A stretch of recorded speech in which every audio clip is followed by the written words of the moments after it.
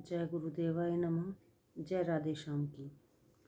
आज हम आपको सुख सागर से दूसरा अध्याय भक्ति के कलेश निवृत्ति के लिए नारद जी का उपदेश सुनाएंगे। सूत जी ने कहा, हे शौनकादिक ऋषियों, जब नारद जी ने भक्ति से कहा कि तुम अपने इन दोनों पुत्रों ज्ञान और वैराग्य के लिए शोक न करो, कली में इनका कोई आश्रय न होने के कारण इनकी मृत्यु निश्चित ही है। अब तो केवल तुम्हारा भक्ति का आश्रय ही मनुष्य को निर्भय और सुख तथा मुक्ति प्रदान कर सकता है। तब भक्ति अपना ऐसा महात्म सुनकर किंचित और भी पुष्ट और पूर्ण हो गई। किंतु भक्ति ने नारद जी से प्रार्थना किया कि कम से कम आप मेरे इन दोनों पुत्रों को जीवित तो कर दें। यह सुनकर नारद जी को दया आई और उन्होंने ज्ञान वैराग्य को जगाया कि हे ज्ञान जागो, हे वैराग्य जागो। किंतु ये सचेष्ट न हुए। तब नारद जी ने वेद और गीता की ध्वनि द्वारा उन्हें जगाने का प्रयत्न किया, परंतु ज्ञान वैराग्य ने आंखें खोलकर नारद जी को देखा और फिर बंद कर लिया। अंत में नारद जी ने श्री विष्णु जी का स्मरण किया तो आकाशवाणी हुई, जिसने यह कहा कि हे नारद जी, उच्च कोटि का कोई श्रेष्ठ महात्मा तुम्हें वह उपाय बताएगा जिससे ये दोनों ज्ञान और वैराग्य जागृत हो जाएंगे। सूत जी कहते हैं, हे ऋषियों, नारद जी ने यह आकाशवाणी सुनकर पृथ्वी पर मुनियों के प्रत्येक आश्रमों का पर्यटन आरंभ किया।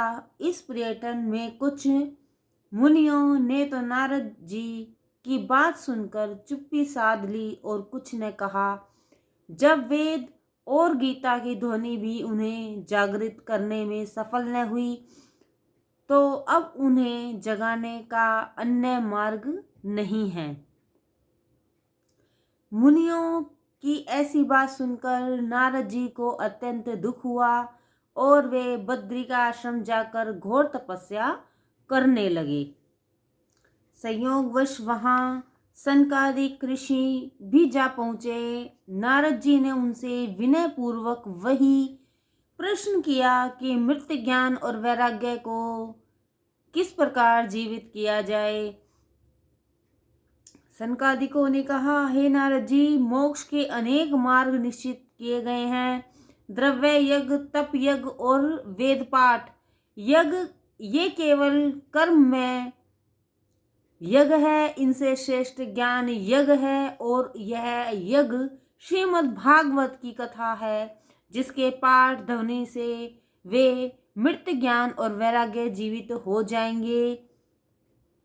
क्योंकि श्रीमद् भागवत की कथा वेद और उपनिषदों अर्थात कर्म और ज्ञान के सार से उत्पन्न हुई है। जिस प्रकार दूध से निकला हुआ माखन या घृतस्वाद में दूध से पृथक होता है, मधुर ईख से निकला हुआ गुड़ ईख से अधिक मीठा होता है, उसी प्रकार श्रीमद् भागवत पुराण भी वेद और उपनिषदों से लेकर निकलकर उनसे अधिक मधुर और फलदायक हो गया है।